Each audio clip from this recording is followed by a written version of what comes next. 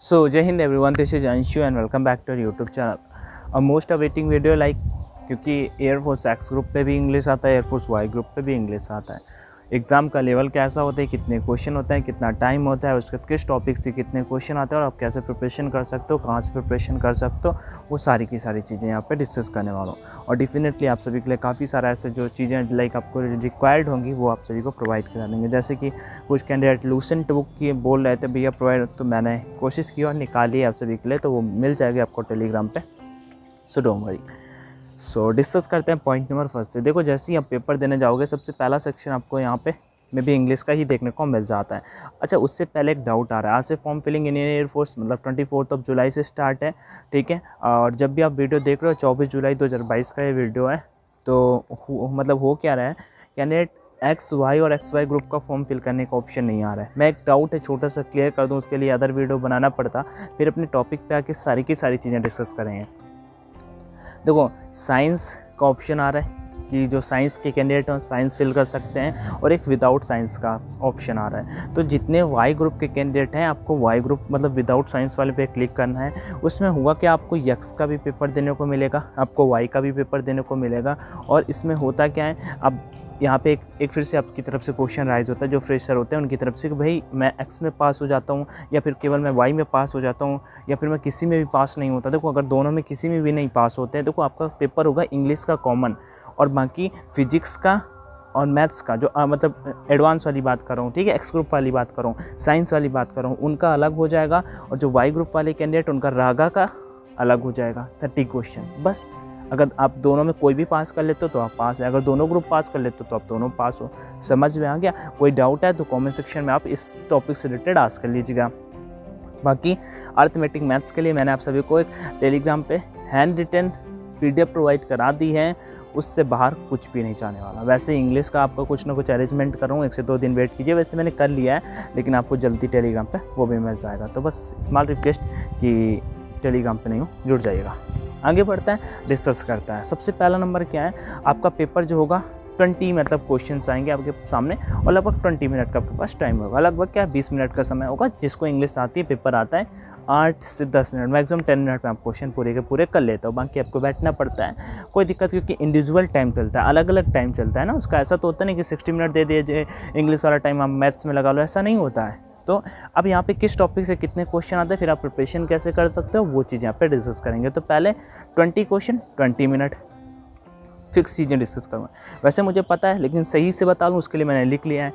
4 question आपको passage से मिलेंगे, 4 क्वेश्चन आपको रुकना गाइस, सॉरी 4 क्वेश्चन आपको पैसेज से देखने को मिलेंगे, जिसमें पैसेज आपका मतलब कभी कभी किसी का हार्ड आ जाता है, किसी का इजी आ जाता है, तो फिक्स नहीं होता, लेकिन ओवरऑल एक स्टोरी बेस्ड ही आता है, तो कैंडिडेट अच्छा परफॉर्म कर लेते हैं। और 4 नंबर क्वेश्चन हो गए पैसेज के। 20 की बात करूँगा, पूरे 20 के 20 कहाँ से आता है, सेम टू सेम, और आपको उसी बेसिस पे पढ़ाई भी करनी है। उसके वो कैप सेक्शन में आ जाते हैं। वो कैप्स आपका 6 to 7 में क्या से जितनी चीज़ें बोलूँगा उतनी पक्की आती हैं। एक एंटोनिम, एक साइनोनिम, उसके बाद आपका एक सिमिलियर मीनिंग करके साइनोनिम हो गया। साइनोनिम नहीं आता तो सिमिलियर आ जाता है, मतलब अभी तक वो कैप्स के केवल 2, एक एंटोनिम एक साइनोनिम। तीसरी आपका इडियम्स आ जाते हैं या फिर फ्रेजेस आ जाती हैं। इडियम एंड फ्रेजेस में कोई एक ही आएगा, ठीक है, दोनों आपको नहीं देखने को मिलेंगे। 3 हो गए। चौथा आपका आ जाता है वन वर्ड सब्स्टिट्यूशन, और 5वां आपका आ जाता है यहाँ पे मीनिंग। अब मीनिंग भी यहाँ पे 2 ऑप्शन होते हैं, 2 टाइप के मीनिंग आते हैं। कौन सी 2 टाइप की मीनिंग आती है, मैं आपको दोनों बता देता हूँ। होता है क्या है, एक कभी कभी ऐसे दे देता है कोई, जैसे कि बटालियन आया हुआ मीनिंग है एयरफोर्स में, बटालियन, परमानेंट या फिर आपका गवर्नमेंट, ये मीनिंग आई हुई हैं, ठीक है। तो जैसे बटालियन मीनिंग आपको दे देगा, तो बटालियन के चारों मीनिंग, एक राइट होती है BATTALION, एक में LEON लिख देगा, एक में डबल टी की जगह एक सिंगल टी लिखेगा, ऐसे 4 मीनिंग लिखेगा, पूछेगा राइट कौन सी है। या फिर आपको 4 मीनिंग देगा, उसमें से 3 गलत होंगी, आपसे राइट वाला पूछ देगा। डिसीव देगा, ऑफेंस दे देगा, और प्रोटेस्ट दे देगा, और कैरियर दे देगा, पूछेगा इनमें से कौन सी मीनिंग राइट है।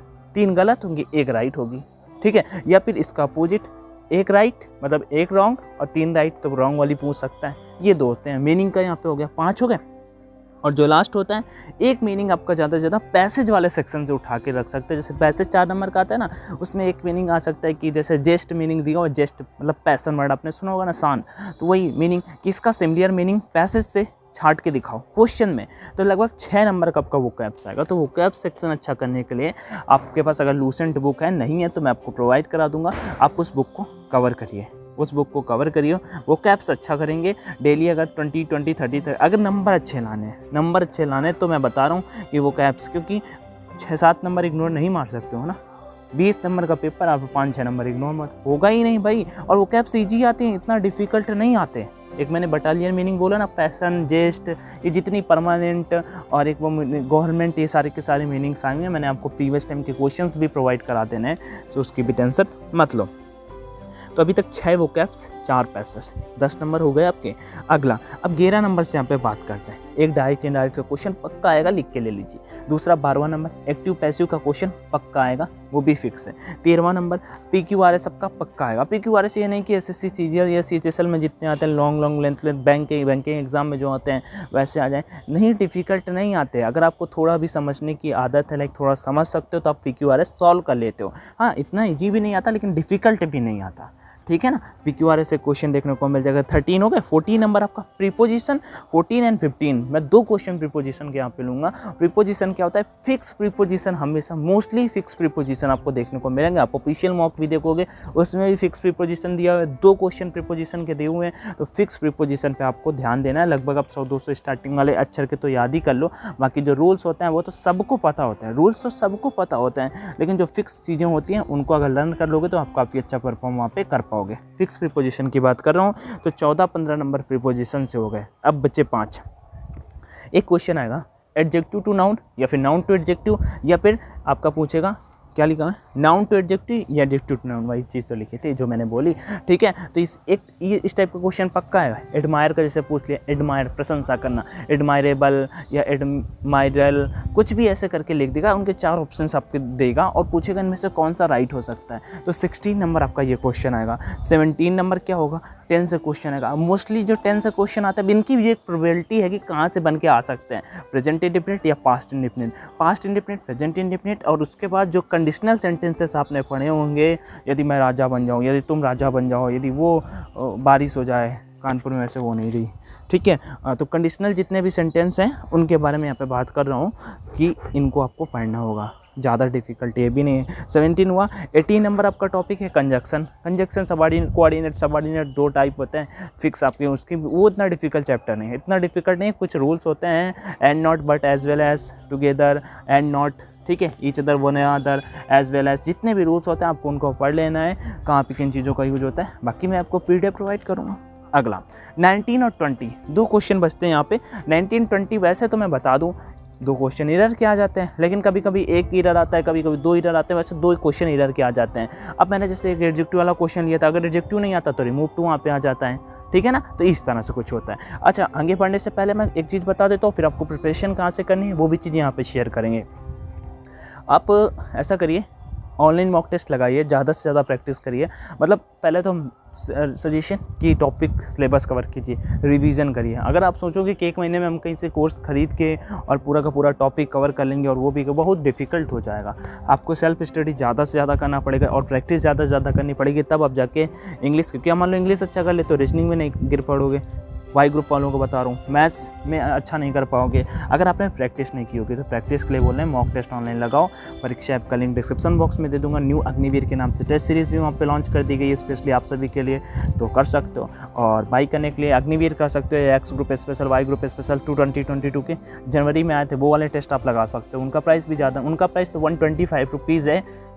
कोड ऑनलाइन D50 का यूज कर लीजिएगा।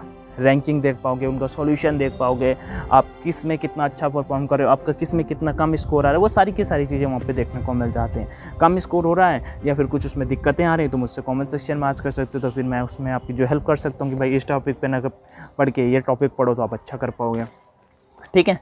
तो कोड ऑनलाइन D50 है, स्क्रीनशॉट निकालो, मैं यहाँ पर शो भी कर दूंगा और उसको यूज करके आप मॉक टेस्ट लगाना स्टार्ट कर दो। ठीक है, डेली एक टेस्ट लगाओ। तो अगर होगा क्या कि आप 15 to 20 टेस्ट आप 15-20 दिनों में ख़त्म कर दोगे। बाकी एग्ज़ाम टाइम आप रिवीजन कर लीजिएगा, फिर से एक बार 2-2 करके काम खत्म। में भी आपको उसी टाइप के क्वेश्चन एग्ज़ाम में देखने को मिलेंगे। ये चीज़ हुई। अब प्रिपरेशन कहाँ से करें, कॉमन सा क्वेश्चन आता है ना, प्रिपरेशन कहाँ से करें।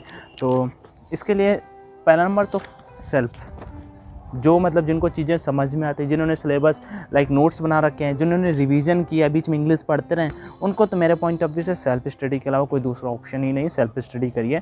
ठीक है, आपको जो टॉपिक वीक हो आप यूट्यूब से आके देख सकते हो। सेकेंड ऑप्शन, जिनको लाइक आप टीचर्स मैं बता देता हूँ, 2 से 3 टीचर हैं, बाकी तो मैं ज़्यादा को जानता भी नहीं हूँ। आप नीरज शर्मा सर इंग्लिश पढ़ाते हैं, अच्छी पढ़ाते हैं। ठीक है, मैंने सच में उनसे पढ़ा था अपने मतलब टाइम में, जब मैंने एग्ज़ाम्स दिए, तो उनसे आप पढ़ सकते हो। और संजीव सर हैं, उनसे भी आप पढ़ सकते हो। मैंने उनसे नहीं पढ़ा लेकिन बहुत लोगों से सुनता हूँ, सो डेफिनेटली आप उनसे पढ़ सकते हो। और मैं ये मेरा एक फिर भी सजेशन रहेगा कि रूल्स पे मत भगना, प्रैक्टिस करना। प्रैक्टिस और उसका रूल, जहाँ पे प्रैक्टिस करें, कोई क्वेश्चन लिखा जा रहा है उसका रूल, बस वही चीज़ें करते जाना। अगर आप 50 मॉक टेस्ट लगा लोगे तो जब आपका एग्ज़ाम वाला 51 वाला मॉक टेस्ट आएगा आप अच्छा कर पाओगे। ठीक है, बाकी कुछ ज़्यादा चीज़ें हैं नहीं, ज़्यादा डिफ़िकल्ट नहीं होता है। पेपर हल्का लीजिए और Telegram channel online education join कर लीजिए। पीडीएफ्स एंड काफ़ी सारे स्टडी मटेरियल आप सभी को वहाँ पे मिलता रहेगा। कोई डाउट्स है तो कमेंट सेक्शन में आंसर कर लीजिएगा। बाकी वीडियो देखने लगे, thank you so much. Video को दोस्तों के साथ में शेयर करो। टेलीग्राम पर नहीं जुड़े हो तो जुड़ जाइएगा। फिर से वही चीज़ बोल दी, टेलीग्राम कुछ ज़्यादा ही नहीं हो रहा है। चलो अगली बार से नहीं रखेंगे। ठीक है, टेक केयर भाई, और टेलीग्राम नहीं बोलना है मुझे। जय हिंद।